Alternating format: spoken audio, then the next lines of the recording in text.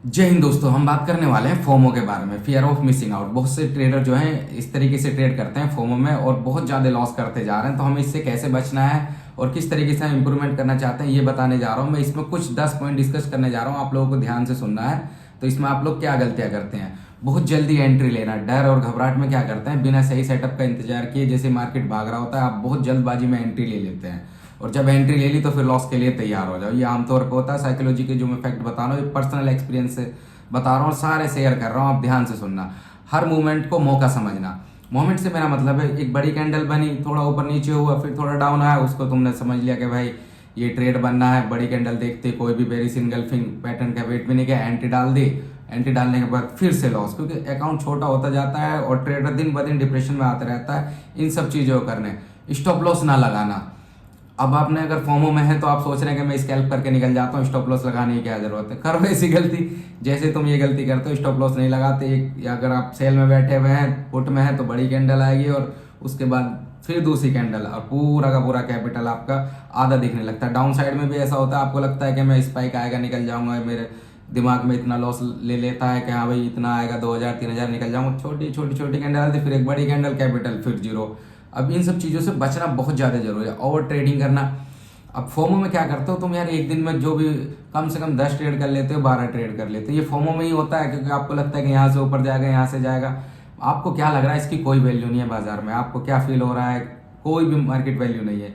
आप क्या देख रहे हैं वो सबसे ज़्यादा जरूरी है। आप ब्रेकआउट देख रहे हैं, ब्रेक डाउन देख रहे हैं, ट्रैप देख रहे हैं, क्या चीज़ें देख रहे हैं, ये ज़्यादा मायने रखता है। ये बहुत ज़्यादा इंपॉर्टेंट रहता है। अब ब्रेकआउट के पीछे भागते रहेंगे आप लोग या ब्रेक डाउन के पीछे भागते रहेंगे। ब्रेकआउट होगा, आप देख रहे होंगे वो कब हो रहा है, एकदम तुरंत एंट्री डालती हो, फिर से स्टॉप लॉस हिट कर देगा तुम्हारा।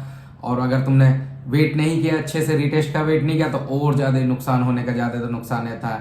अब क्या करते हैं, तुम जितने भी सोशल मीडिया पे देखते रहते हो ना, फोमो वालों की कंडीशन है। सोशल मीडिया ट्रेड देखते हैं, वो देखते हैं किसी का इतना बड़ा प्रॉफिट है, किसी का 10,000 है, किसी का 20,000 का। उन्हें लगता है कि मैं ऐसा क्यों नहीं कर पा रहा हूँ, मैं इस लेवल का प्रॉफिट क्यों नहीं निकाल पा रहा हूँ। भाई वो ज़्यादातर कहीं ना कहीं फेक हैं, कुछ एडिट हैं, नहीं भी है तो वो लॉस अपना नहीं दिखा रहे हो, सिर्फ प्रॉफिट प्रॉफिट की ट्रेड दिखाए जा रहे हैं। और आपको लग रहा है कि यार मैं क्यों इस लेवल तक नहीं पहुंच पा रहा हूँ। तो सोशल मीडिया के ट्रेडर को देखना छोड़ दो, अपनी एक अच्छी स्ट्रेटेजी बनाओ और उस पर अच्छे से काम करो।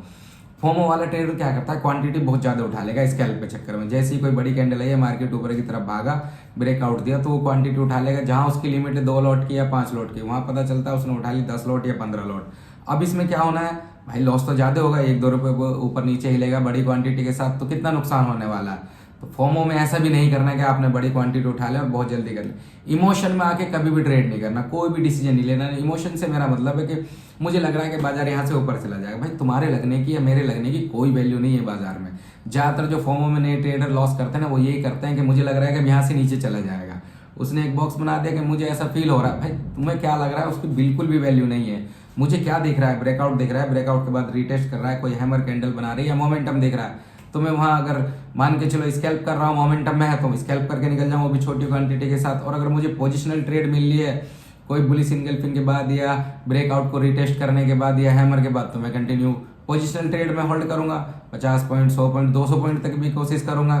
तो ये चीज़ें बहुत ज़्यादा जरूरी है। फोमो से बचने के लिए आपको बहुत ज़्यादा चीज़ें ध्यान में रखनी है। अब फोमो वाला क्या करता है, बहुत जल्दी प्रॉफिट बुक कर लेगा। उसने 5 लॉट डाली, प्रॉफिट आया 3000, वो बुक कर लेगा, अभी वेट ही नहीं करेगा थोड़ा बहुत भी। इसमें क्या किया जाता है, अगर आपको लग रहा है कि भाई मुझे इतना प्रॉफिट आएगा, उसमें धीरे धीरे एक एक 2-2 लोड करके आप निकालते जाए। 5 लोड एक निकाल दे, फिर एक निकाल दे, फिर एक निकाल दे, जैसे बाजार ऊपर जाता जाए।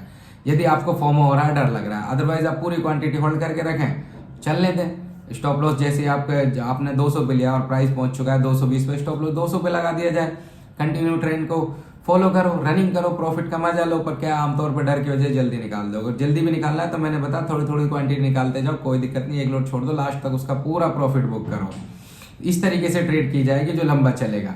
अब क्या होता है, कई बार क्या हो, ट्रेड के पीछे भागना। आप ब्रेकआउट देखते हो उसके पीछे भागने लग जाते हैं, ब्रेकआउट या ब्रेक डाउन देखते हो उसको फॉलो करने लग जाएंगे कि आपको लगेगा कि यार ये क्या हो रहा है। ये सब फोमो है। फोमो में, घबराहट में कि आपकी ट्रेड मिस हो जाएगी ब्रेकआउट में, इस तरीके से नहीं करना है। ये साइकोलॉजिकल फैक्ट है, क्योंकि मैं अपने एक्सपीरियंस शेयर कर रहा हूँ। मैं भी कुछ साल पहले ऐसे ही करता था। जैसे ही एक बड़ी कैंडल ने ब्रेकआउट दिया, ब्रेकआउट करते ही मैं उसी कैंडल में एंट्री मार देता हूँ। और मैं इतना बेवकूफ़ हूँ, मुझे ये समझ नहीं आ रहा कि ये ट्रैप हो रहा है, ये अपना जो है लिक्विडिटी ग्रैब कर रहे हैं। यहाँ पे थोड़ा थोड़ा ऊपर लेके जाएंगे, उसके बाद इतना गंदे वाला नीचे मारेंगे कि मेरे स्टॉप लॉस के क्या मेरे पास ही नहीं छुड़ा देंगे, हाथ कांपने लगे, हार्ट बीट बढ़ जाएगी। और अगर क्वांटिटी मैंने ज़्यादा उठा लिया तो और ज़्यादा हालत ख़राब है। ऐसा आप लोगों के साथ भी हो रहा है। तो इससे बचने का कारण यही है, अगर ब्रेकआउट दे रहा है या ब्रेक डाउन दे रहा है तो इन सब चीज़ों को ट्रेड ना करो, क्योंकि मार्केट पहले जैसा नहीं चलता जो किताबों में दिखाया गया, जो यूट्यूब में दिखाया गया, उससे बिल्कुल अलग है। ब्रेक डाउन ब्रेकआउट ट्रेड नहीं करना है, करना भी है तो छोटी क्वांटिटी के साथ, या फिर रीटेस्ट करने के बाद जब दोबारा से जा रहा है तब तुम उसमें कर सकते हो। अदरवाइज सबसे अच्छा मैं तुम्हें बता रहा हूँ एक अच्छा प्लान, तुम कोई भी रिजेक्शन कैंडल का वेट करो। अगर ब्रेकआउट करने के बाद ऊपर से कोई रिजेक्शन कैंडल बन जाती है ना, ब्रेक डाउन करने के बाद नीचे से कोई हैमर बन जाता है, तो उसके बाद तुम हैमर के नीचे स्टॉप लॉस लेके फिर एंट्री करो। या फिर कंटिन्यू तुम देख रहे हो कि ब्रेकआउट हो गया, ब्रेकआउट होने के बाद प्रॉपर ब्रेकआउट हो चुका है, होने के बाद एक कोई भी रिजेक्शन कैंडल बन चुकी है जिसे इन्वर्टेड हैमर बोलते हैं, वेट करो 4-5 कैंडल बनने का कि प्रॉपर ब्रेकआउट है या नहीं है। अगर उसने कोई भी रिजेक्शन कैंडल बना दी तो रिजेक्शन कैंडल के ऊपर का स्टॉप लॉस लेके उसके बाद एंट्री करो, तब देखना कितना बदलाव आने वाला है आपकी ट्रेड में। और ये जो है पर्सनल एक्सपीरियंस बता रहा हूँ, आप अगर सुबह ट्रेड कर रहे होंगे या आगे भी ट्रेड करेंगे तो ब्रेकआउट ट्रेड करके देखना है, ब्रेक डाउन ट्रेड करके देखना, रेजिस्टेंट या सपोर्ट ट्रेड करके देखना। बिल्कुल आसान तरीका मैंने बता दिया है आपको। ब्रेकआउट होने के बाद वेट करो 1-2 कैंडल, अगर रियल ब्रेकआउट होगा तो मोमेंटम के साथ निकल जाएगा, आपको मौका भी नहीं देगा। और अगर ट्रैप कर रहा होगा ना तो वो जब तक रिजेक्शन कैंडल ना बनाए वेट करो वापिस आने का, और रीटेस्ट करके वापस चल दे तो अच्छी बात है। यदि उसने रिजेक्शन कैंडल बना दी तो खेल खत्म हो जाता है, डाउन साइड की तरफ बन जाता है पूरा का पूरा ट्रेंड। यही होता है डाउन साइड की तरफ, जैसे वो ब्रेकआउट कर रहा है, तोड़ दिया उसने, सपोर्ट तोड़ दिया, अब आपको लग रहा है डायरेक्ट एंट्री मिल गई, उसके बाद वो वापस से स्पाइक खींच के फिर आपका स्टॉप लॉस ब्रेकआउट हो जाने दो। होने के बाद फिर से वेट करो 4-5 कैंडल बनने का, या 3 कैंडल बनने का, 2 कैंडल बनने का। वहां जहाँ भी कोई अच्छा हैमर बनता है जिसमें स्पाइक बहुत अच्छी हो और उसकी विंक बहुत अच्छी हो, बहुत लंबी विंक हो, उस विंक के नीचे का आप स्टॉप लॉस लेके उसके बाद एंट्री करें। एंट्री करके आसपास जो भी लेवल आता है, साइकोलॉजिकल लेवल आता है, या जैसे मान के लो 24,050, 24,060, 50 पॉइंट तक भी आप आसानी से बुक कर सकते हैं। और इस तरीके से ट्रेड करके देखना, मेरे बताने से 110% कहीं ना कहीं फायदा होगा, आप में इंप्रूवमेंट आएगा, आपकी साइकोलॉजी इंप्रूव होगी। ऐसी जानकारी के लिए वीडियो को पसंद करना दोस्त, शेयर करना, लाइक करना, कमेंट भी करना। आज के लिए बंद करते हैं। जय हिंद, थैंक यू।